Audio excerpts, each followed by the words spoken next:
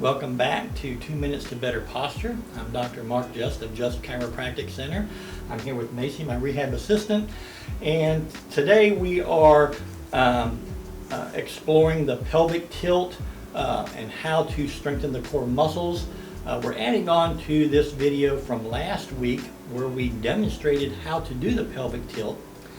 This week we want to talk about some of the things that patients typically do wrong as they attempt to do the pelvic tilt.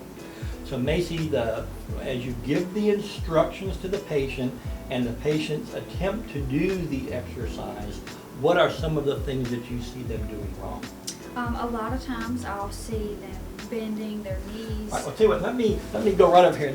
I will do that real quick, and I'll kind of do it wrong, and you show me what we're doing. So we're a foot away from the wall, and our shoulders are back, our heads. So what they'll do is they will bend the knees in an attempt to push their back against the wall. Right. Is that correct? Okay. All right. And it's better to just slightly Tilt the pelvis. So you see how I'm bending my knees, and I'm doing the pelvic tilt, and I'm pressing my spine, but I'm bending the knees. Right. And instead we want to just rock the pelvis down. With Correct? the knees locked. Exactly, with the knees locked. So one of the things that we see patients do is when we want to inhale, we arch the back up, and that's always a good starting point. And our bottom will ride up the wall. And when we exhale, we're tilting the pelvis down, all right, and we're actually then rolling the bottom down the wall as well. All right, so patients will bend the knees, which we don't want them to do. Right. And how do you overcome that if patients just can't get that, they're trying to do too much? Would that be a good example of what they're doing wrong? They try to do too much of a pelvic tilt? Right, and that's why I usually just tell them it's better to slightly do it instead of exaggerating the motion and overdoing it. You'd rather do it just slightly and do it correctly, and you'll get better results from that than to do it wrong and bend the knees and exaggerate that So motion. doing it wrong, they're recruiting other muscles, because when you bend the knees or when you tilt the head back too far, and when you're trying to do that pelvic tilt, they're trying to do something like this to get their spine, or they may push with their arms or some way that you know that they're trying to recruit other muscles. So in essence, you're saying do a very small movement at a time that may be barely perceptible, but they can feel themselves tilting that pelvis. And that's what you are talking about when you say explore the arch. Right. Okay, because you're doing it in such a small way that you just want to barely feel that.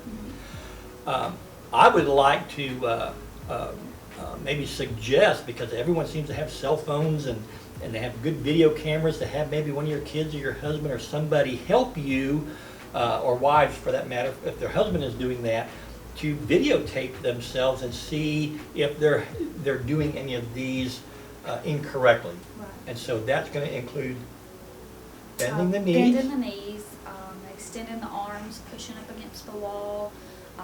The head needs to stay forward. You don't want to drop it. You don't want to raise it.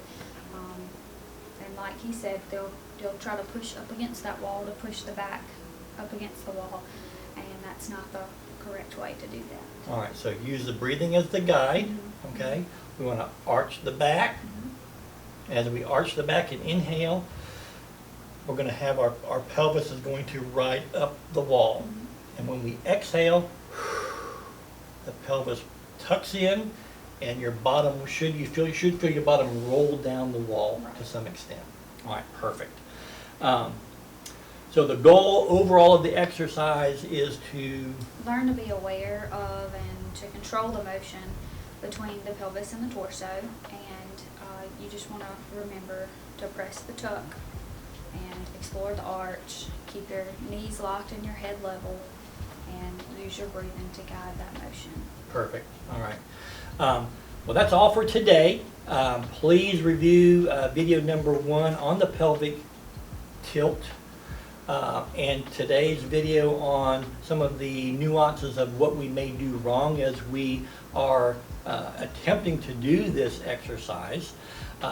Certainly for those that need a little bit more information and would like that on a sheet of paper, we have that pelvic tilt exercise on a form that you can get at our front desk. Please see Ricky.